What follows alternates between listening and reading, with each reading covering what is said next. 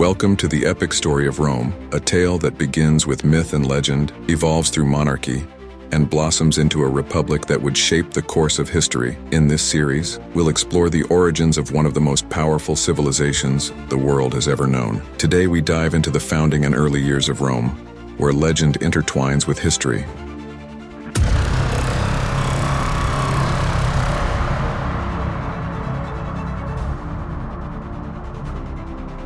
Our journey begins with a tale passed down through generations, a tale of divine intervention, betrayal, and brotherhood. The story of Romulus and Remus is more than just a myth. It's the very foundation of Rome's identity. According to legend, the twin brothers were the sons of Mars, the god of war, and Rhea Silvia, a Vestal virgin. Their grandfather, King Numitor, had been overthrown by his brother Amulius, who feared that the twins would one day challenge his rule. To prevent this, Amulius ordered the infants to be abandoned on the banks of the Tiber River.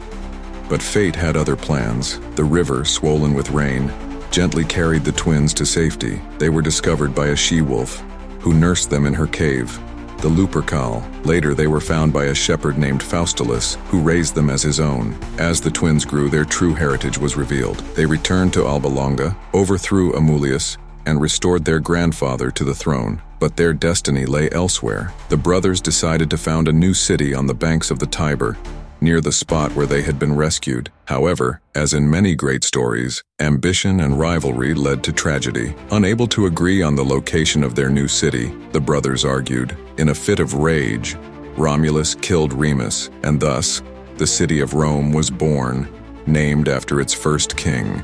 Romulus became the first king of Rome, and under his rule the city began to take shape. The early Romans, a mix of Latins, Sabines, and Etruscans, forged a society that valued strength, honor, and loyalty. But Rome's early days were not without challenges. Romulus is said to have expanded the city by inviting exiles, fugitives, and even criminals to join his new society, giving rise to a population that was as diverse as it was fierce.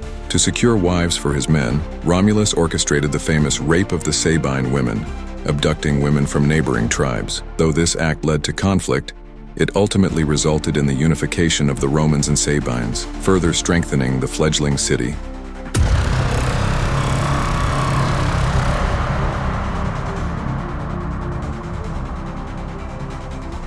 Romulus's reign marked the beginning of the Roman kingdom, a period that lasted for over 2 centuries. After Romulus, Rome was ruled by a succession of kings, each contributing to the city's growth and development. But it was the influence of the Etruscans, a powerful and sophisticated civilization from the north, that would leave a lasting impact on Rome. The Etruscans were skilled builders, engineers, and artisans. They brought with them new techniques in construction, including the use of the arch, which would later become a hallmark of Roman architecture. They also introduced the concept of the gladiatorial games, which began as funeral rites but would eventually evolve into a spectacle that defined Roman culture. Under the Etruscan kings, such as Tarquinius Priscus and Servius Tullius, Rome saw significant advancements. The city's first major temples were constructed, and the Roman Forum, the center of political and social life, began to take shape. The Etruscans also established the Cloaca Maxima, one of the world's earliest sewage systems, which helped transform Rome from a cluster of huts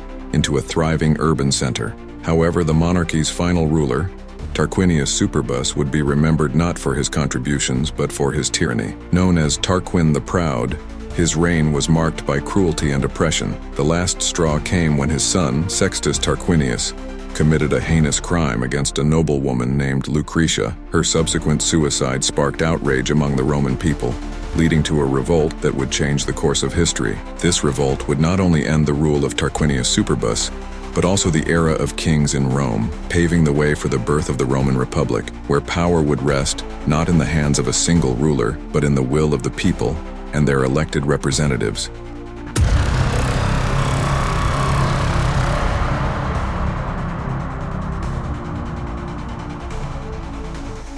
The Republic was built on the principles of shared power and checks and balances, designed to prevent the concentration of authority in any single individual. Instead of a king, Rome would be governed by 2 consuls, elected annually by the citizens. These consuls, always chosen from among the most distinguished and respected of Rome's leaders, held equal power and were expected to work together to govern. Each consul could veto the other's decisions, ensuring that no one could dominate the state. This created a delicate balance of power that required cooperation and negotiation. At the heart of the Republic was the Senate, composed of Rome's most experienced and respected leaders. Originally, the Senate was an advisory body, but it quickly grew in influence and power, becoming the primary legislative authority in Rome. The Senate was responsible for advising the consuls, proposing laws, and shaping foreign and domestic policy. Membership in the Senate was originally restricted to the Patricians, the wealthy and noble families of Rome, who saw themselves as the guardians of tradition and stability. But the Republic was not without its challenges. The early years were marked by internal conflict, as the new government struggled to find its footing. Power struggles quickly emerged between the Patricians, who dominated the political landscape, and the plebeians, the common people who formed the backbone of the Roman economy but had little political power. This tension culminated in a series of social conflicts and protests known as the Conflict of the Orders.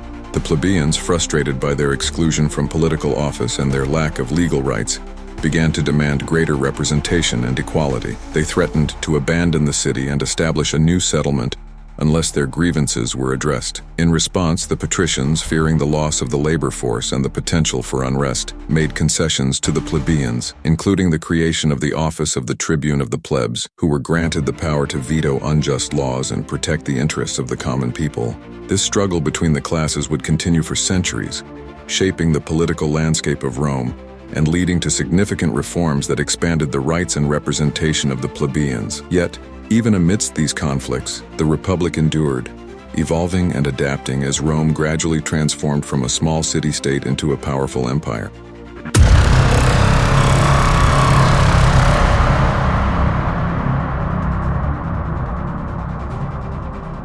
With the internal conflicts largely resolved, Rome turned its attention outward, embarking on a campaign of expansion that would eventually see it control the entire Italian peninsula. The Roman legions, known for their discipline and innovation, became the most formidable military force in the ancient world.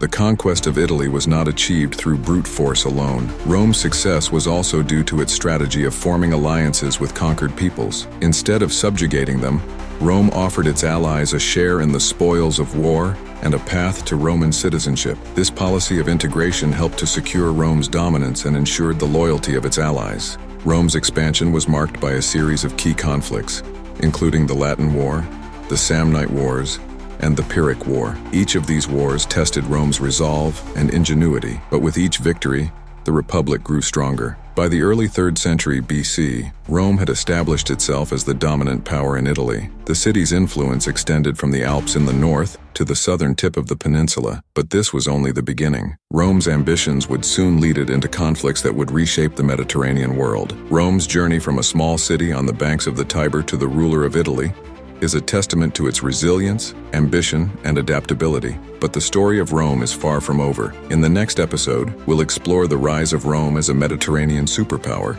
as it faces its greatest rival, Carthage. Thank you for joining us on this journey through history. Don't forget to like, subscribe, and hit the bell icon to stay updated on our latest episodes. Until next time, may the wisdom of the past guide us in the present.